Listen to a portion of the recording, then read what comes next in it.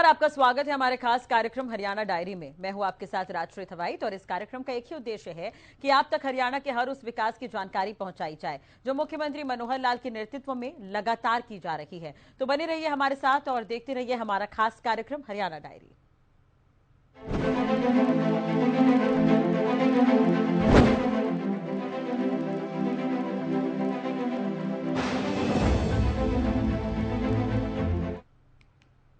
हरियाणा के मुख्यमंत्री ने राज्य में हुई भारी बारिश से प्रभावित क्षेत्रों का जायजा लिया। करीब 4 से 5 जिलों का हवाई सर्वेक्षण भी किया है। देखिए रिपोर्ट।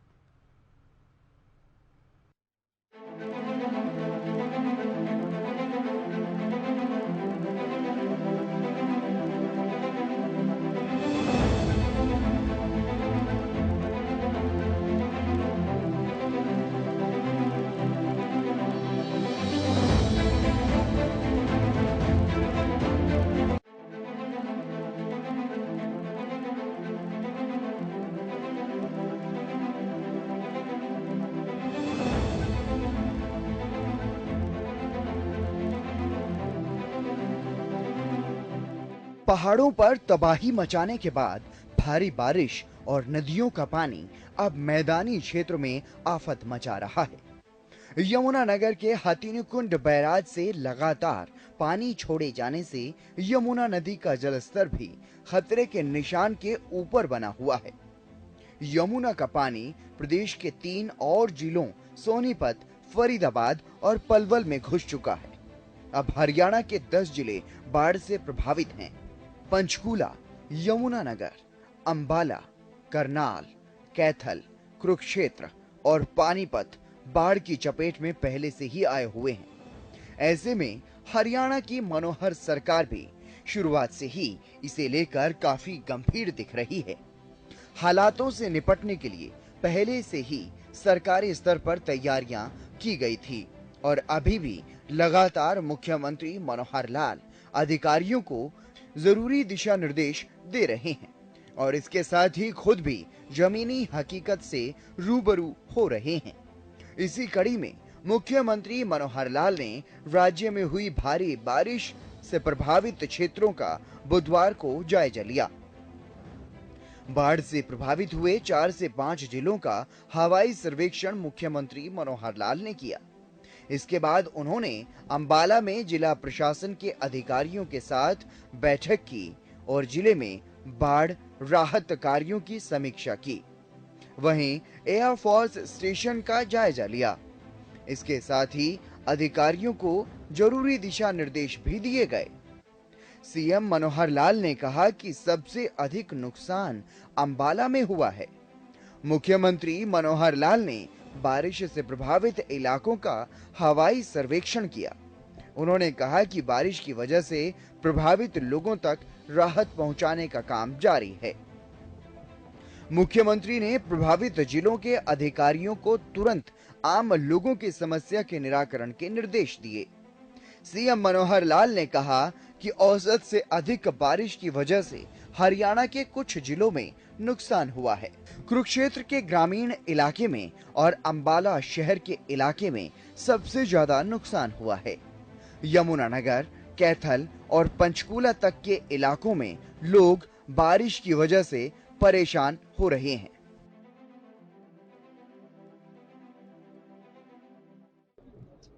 जैसा हम सबको जानकारी है कि पिछले 4 दिन से जो वर्षा का प्रकोप बहुत अधिक मात्रा में हुआ और वर्षा केवल यहाँ हरियाणा में ही नहीं बल्कि जो पास के प्रदेश हैं, चाहे हमें हिमाचल प्रदेश से जो वहाँ वर्षा हुई, बादल फटा, वो पानी बहाव उसका आया तो उसका नुकसान हुआ है।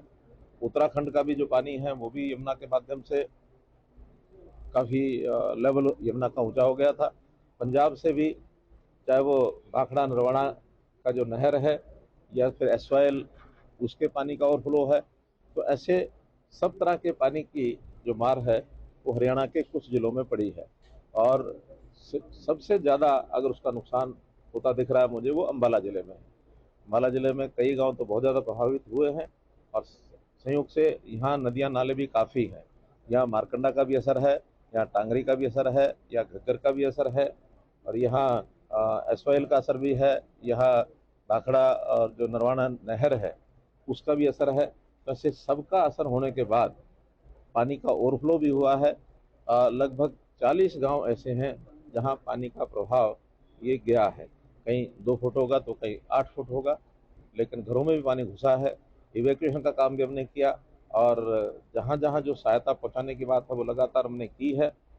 अब अच्छी बात यह है कि पानी का जो दबाव है वो पीछे से कम हुआ है। वर्षा रुक गई है, कल भी वर्षा नहीं, आज भी वर्षा नहीं हुई, तो एक प्रकार की राहत महसूस हम थोड़ा कर रहे हैं, लेकिन फिर भी काम करना काफ़ी विशेष है।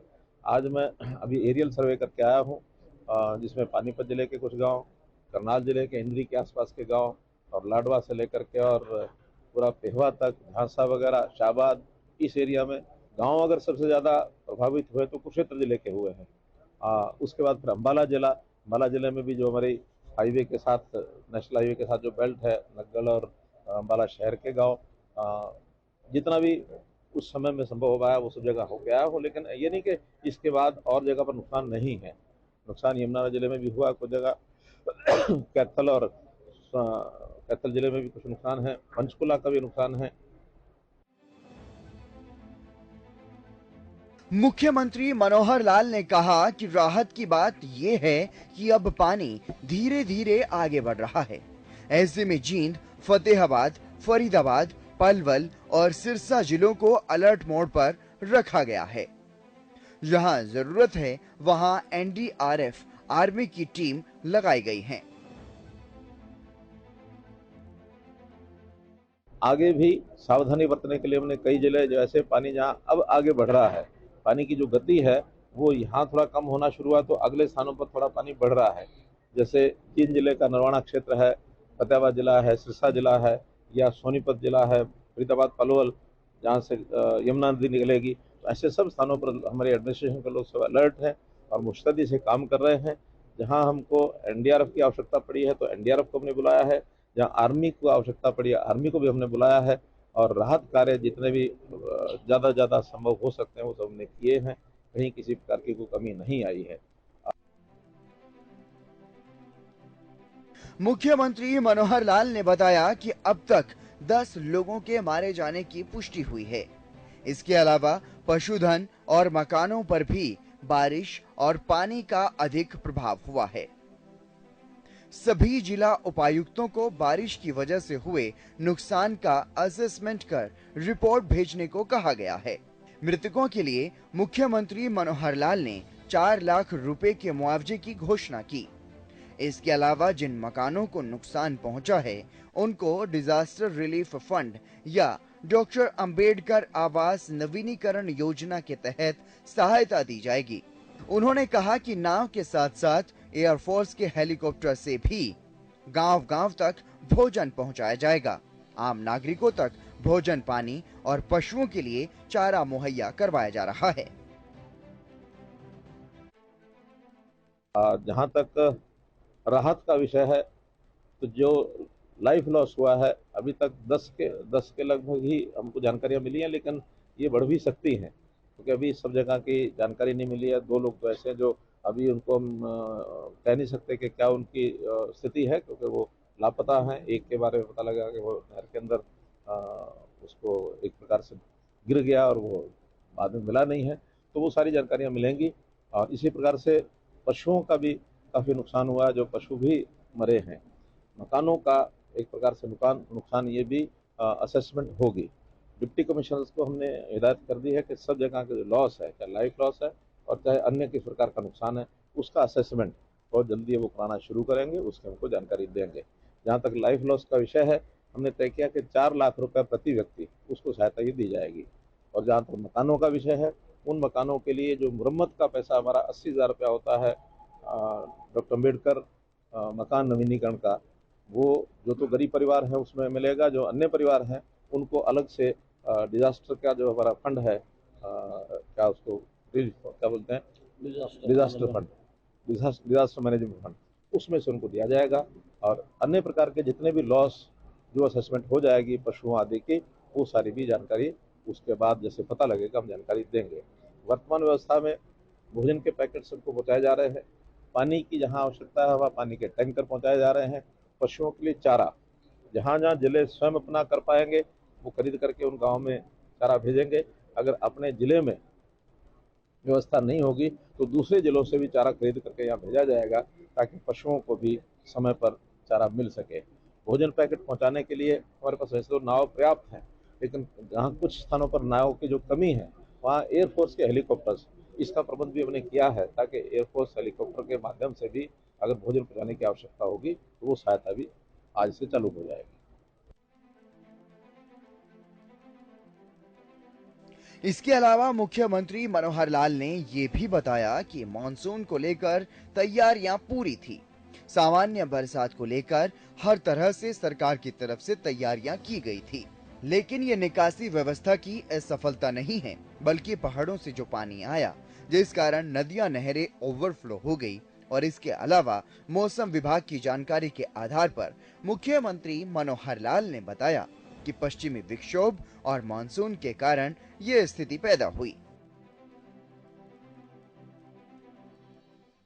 देखिए, ड्रेनेज सिस्टम में कोई बहुत बड़ा फॉल्ट ऐसा मैं इसलिए नहीं कह सकता कि हमारी सारी तैयारी सामान्य वर्षा और सामान्य जो चीज होता है पूरी तैयारी थी।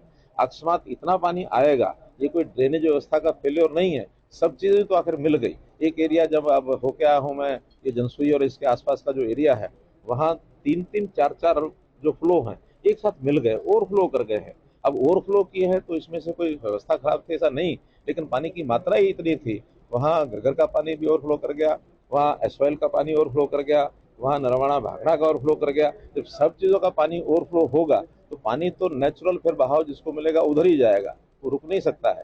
तो एक प्रकार की नेचुरल कैलामिटी है, ये कोई किसी प्रकार का व्यवस्था का दोष है, समझ नहीं कह सकता। मैंने बताया ना कि तीनों जगह के पानी ओवरफ्लो हुए तो अम्बाला में उसका नुकसान हुआ। धन्यवाद। की जो जानकारी मिल रही है वो एकदम मैं उसको पुख्ता कोई जानकारी तो नहीं, लेकिन हेरसे की जानकारी मिली है कि वेस्टर्न जो डिस्टर्बेंसेस जो चलती हैं और इधर से मानसून दोनों एक साथ यहाँ आकर के कोलाइड कर गए हैं। खास करके उसका जो केंद्र है वो हिमाचल में कुल्लू मनाली साइड में आके बना और वहाँ से पानी का जो बहुत ज़्यादा वर्षा हुई उसके कारण से ही वहाँ हुआ। और इसका आगे चल करके पहाड़ी क्षेत्र में वर्षा के बाद एकदम कोई बादल फटा है या और कोई कारण हुआ, यमुना का जलस्तर एक साथ जो एक दिन पहले 2 लाख क्यूसेक था और घंटों में ही 3,60,000 क्यूसेक तक पहुंच गया। तो इतना पानी जब एकदम आता है तो थोड़ा सा मैनेजमेंट उस समय तैयार नहीं होती कि निर्णय क्या लिया जाए। जितना पानी आया वो पानी आगे फिर नीचे इसलिए भी छोड़ना पड़ा क्योंकि ज़्यादा पानी आता है तो बैराज को भी कई बार नुकसान हो सकता है, उसको भी डैमेज हो सकता है। तो पानी जितना ऊपर से आया था उसको उस समय छोड़ने के बाद वो पानी नीचे फैला है। लेकिन अब चूंकि सारा कंट्रोल हो गया, वापस 3,60,000 के बजाय फिर से वो 2 लाख क्यूसेक तक आ गया है, इसलिए अब कोई ऐसी समस्या इसमें। मुख्यमंत्री मनोहर लाल ने अंबाला जिला प्रशासन के साथ समीक्षा बैठक कर अधिकारियों को जरूरी दिशा निर्देश दिए। मुख्यमंत्री मनोहर लाल आपदा के इस समय में प्रदेश की जनता के हित में लगातार काम कर रहे हैं। अधिकारियों को समय समय पर जरूरी दिशा निर्देश दे रहे हैं और प्रभावित लोगों तक हर संभव मदद भी पहुंचाने की कोशिश में लगे हैं। मुख्यमंत्री मनोहर लाल बारिश के चलते पैदा हुए हालातों पर लगातार नजर बनाए हुए हैं, समीक्षा कर रहे हैं और जरूरत के मुताबिक फैसले ले रहे हैं।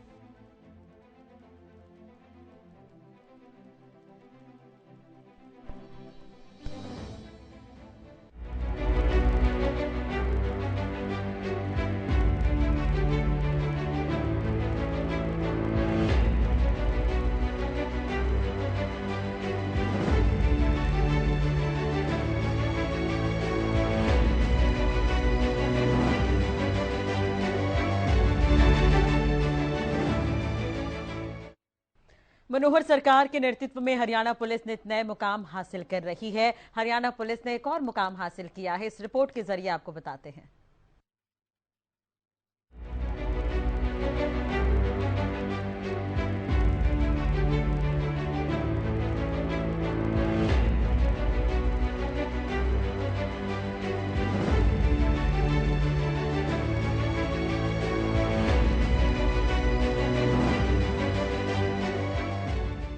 मनोहर सरकार में हरियाणा पुलिस हर मामले में लगातार बेहतर प्रदर्शन कर रही है। और बेहतर प्रदर्शन करने का परिणाम ये है कि प्रदेश भर में कई मामलों में हरियाणा पुलिस पहले नंबर पर है। अब एक बार फिर से हरियाणा पुलिस को पहला स्थान मिला है। CCTNS यानी कि crime and criminal tracking network and system में हरियाणा पुलिस को मई माह की मासिक रैंकिंग में पहला स्थान मिला है। हरियाणा पुलिस ने उत्तर प्रदेश पुलिस को पछाड़कर ये उपलब्धि हासिल की है।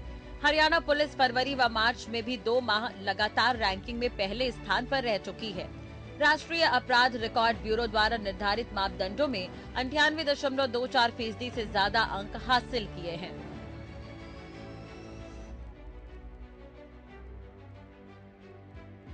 हाईटेक हो रही हरियाणा पुलिस। जी हां, वर्तमान में CCTNS के माध्यम से प्रदेश पुलिस द्वारा FIR रजिस्ट्रेशन, गैर संज्ञेय रिपोर्ट, मेडिको लीगल केस, गुमशुदगी, खोई हुई संपत्ति, लापता मवेशी, फॉरेन रजिस्ट्रेशन, C फॉर्म, अज्ञात व्यक्ति, निवारक कार्यवाही, पर्यवेक्षण रिपोर्ट, प्रगति का पंजीकरण, अज्ञात मृत शरीर अस्वाभाविक मृत्यु पंजीकरण, अनुसंधान संबंधी कार्य, शिकायतों के पंजीकरण, डेटा बैंक सेवाएं काम होते हैं। हरियाणा पुलिस वर्तमान में इन सेगमेंट में हाईटेक हो रही है।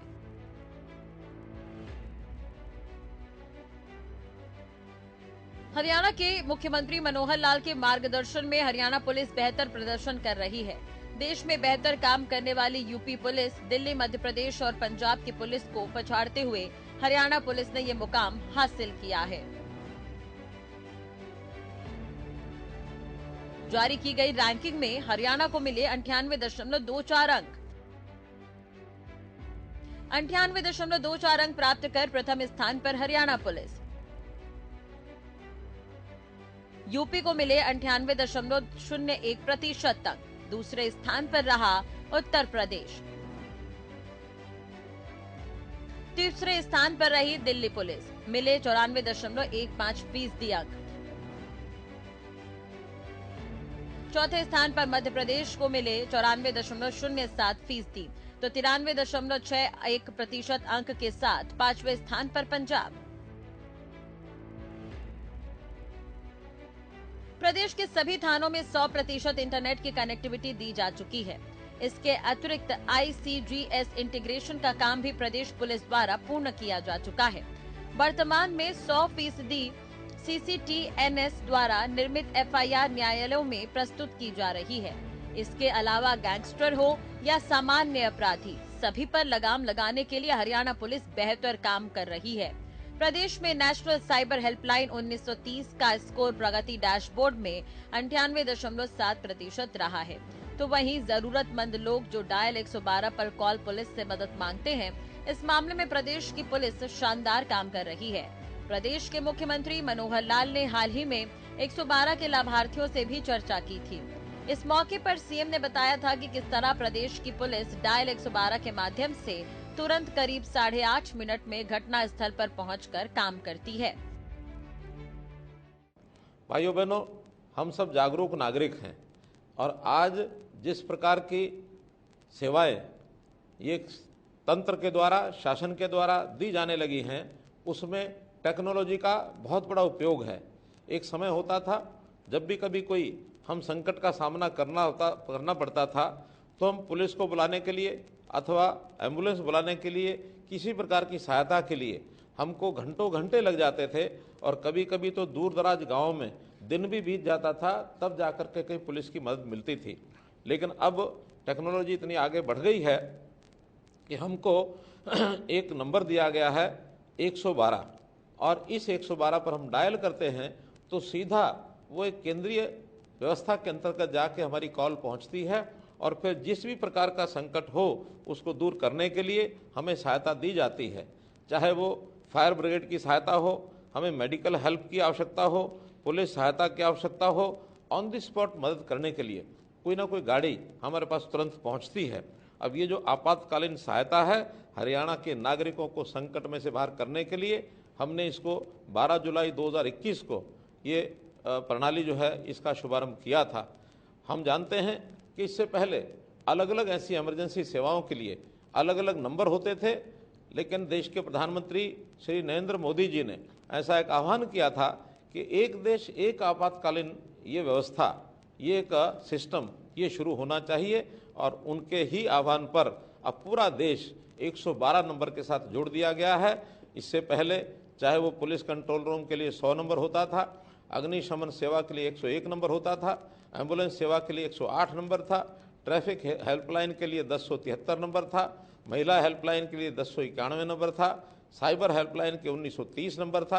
तो ऐसे सब नंबरों को जोड़ करके अब 112 इसको शुरू किया गया है। अब ये न केवल हमारे यहाँ हरियाणा में है बल्कि देश के हर प्रांत में इस 112 नंबर को और शुरू किया गया है। हम चाहे हरियाणा में हों चाहे हरियाणा से बाहर हों, हम इस नंबर पर डायल करेंगे तो मैं निकटतम पुलिस स्टेशन के साथ जुड़ी हुई जितनी भी गाड़ियां हैं उनमें से किसी न किसी गाड़ी का हमको ये लाभ मिलेगा। कभी कभी आपातकाल स्थिति ऐसी बनती है कि दुर्घटनाएं भी होती हैं, आगजनी होती है, तूफान आते हैं, प्राकृतिक आपदाएं होती हैं।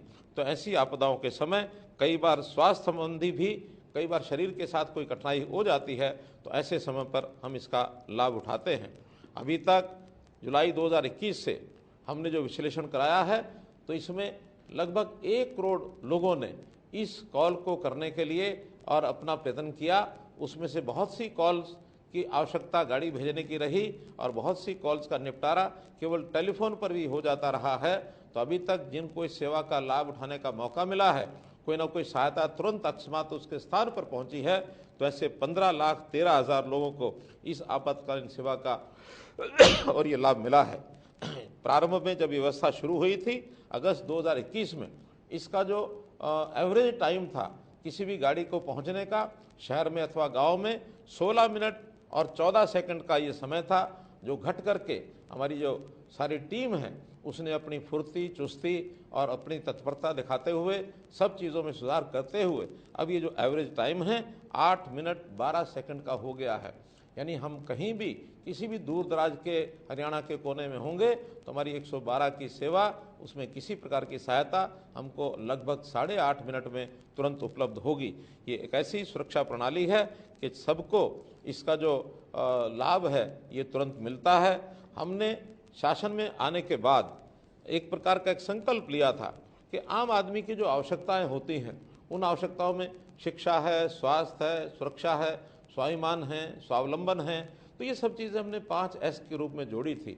हम देखते हैं कि इसमें सुरक्षा एक बहुत ही महत्वपूर्ण ये विषय है। तो इस सुरक्षा को किस प्रकार से सुनिश्चित किया जा सके, हम अपनी पुलिस की व्यवस्था को कैसे और बहुत एक्टिव कर सकें ताकि किसी भी आदमी को लाभ तुरंत मिले, इसके लिए 112 का जो उपयोग है ये बहुत बड़ा ही एक उपयोगी यानी एक प्रकार से ये सिस्टम हमको ये मिला है। तो हम इस 24 घंटे की ये जो सहायता है, इस सहायता को देने में जिन लोगों ने भी इसका सहयोग किया है, चाहे वो पुलिस की गाड़ियाँ, उनके ड्राइवर हैं या हमारे पुलिस पर्सनल्स हैं, साइबर सेल में बैठे हुए लोग हैं, जो भी टेलीफोन की व्यवस्था को करने वाले लोग हैं, जो भी इसमें सहयोग करते हैं, मैं उनका सबका आभार प्रकट करता हूं कि इस प्रकार की सेवा और ये दी है जिससे लोगों को एक ऐसा एक लाभ मिला है। और उस लाभ में आप लोगों को भी निश्चित रूप से इसका जो लाभ हुआ है, आपके मन के अंदर कहीं ना कहीं ये विचार जरूर आया होगा कि अगर ऐसा लाभ समय पर न मिलता तो शायद इस संकट के कारण से कितनी बड़ी हानि हो सकती थी। आपने उसका लाभ उठाया है और मैं तो ये भी कहूँगा कि आपने उठाया, अच्छी बात है। आप अपने आसपास के और लोगों को भी, अपने मित्रों को, अपने दोस्तों को, पड़ोसियों को, सबको ये बताएं कि कभी भी ऐसे संकट के समय हम 112 डायल करके और उस संकट को दूर कर सकते हैं। पुलिस हमेशा आपकी सहायता के लिए तत्पर रहती है। तो इस लाभ के पाने वाले आप सब लोग, जो मैंने बताया कि लगभग 15 लाख लोग हैं। तो वहीं अब मुख्यमंत्री मनोहर लाल ने एक और फैसला हाल ही में लिया ताकि पुलिस सेवा को और बेहतर किया जा सके। इसके लिए 3 राज्य पुलिस पुरस्कारों और उनकी एसओपी को मनोहर कैबिनेट ने हाल ही में मंजूरी दी है। इसके तहत हर साल उत्कृष्ट कार्य करने वाले पुलिस कर्मियों को मुख्यमंत्री वीरता पदक, गृह मंत्री उत्कृष्ट अन्वेषण पदक और पुलिस महानिदेशक उत्तम सेवा पदक से नवाजा जाएगा। साथ ही पदक विजेताओं को 6 महीने का सेवा विस्तार भी दिया जाएगा। बैठक के बाद मुख्यमंत्री मनोहर लाल ने बताया कि पुलिसकर्मी को 3 अलग अलग श्रेणी में पुरस्कृत किया जाएगा। इसमें अन्वेषण, वीरता और प्रशासनिक कर्तव्यों में उत्कृष्ट प्रदर्शन करने वाले पुलिसकर्मियों को नामित किया जाएगा।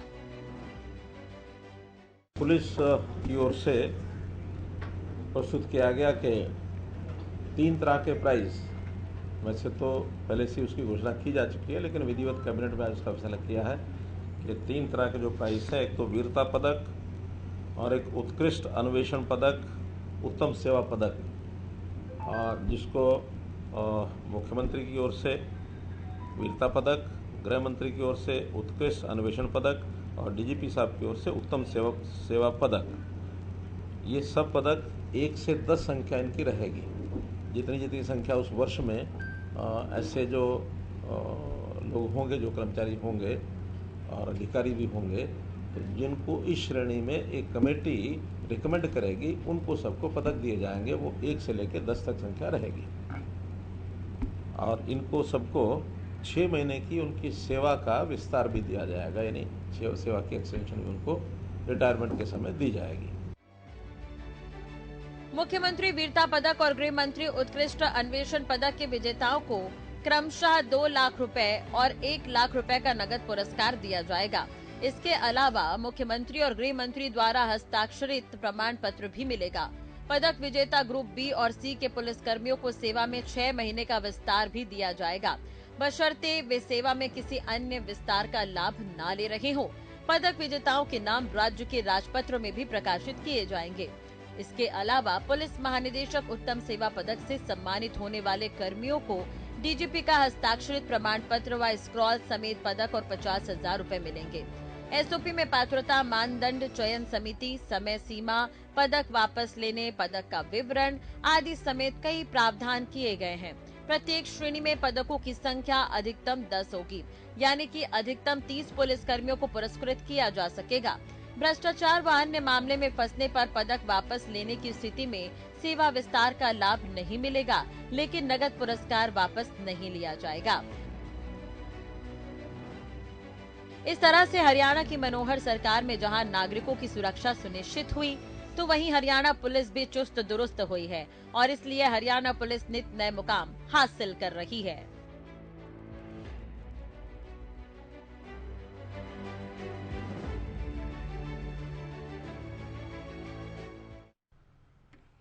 चलिए, इसी के साथ ही हरियाणा डायरी में आज के लिए बस इतना ही। खबरों के लिए बने रहिए हमारे साथ। नमस्कार।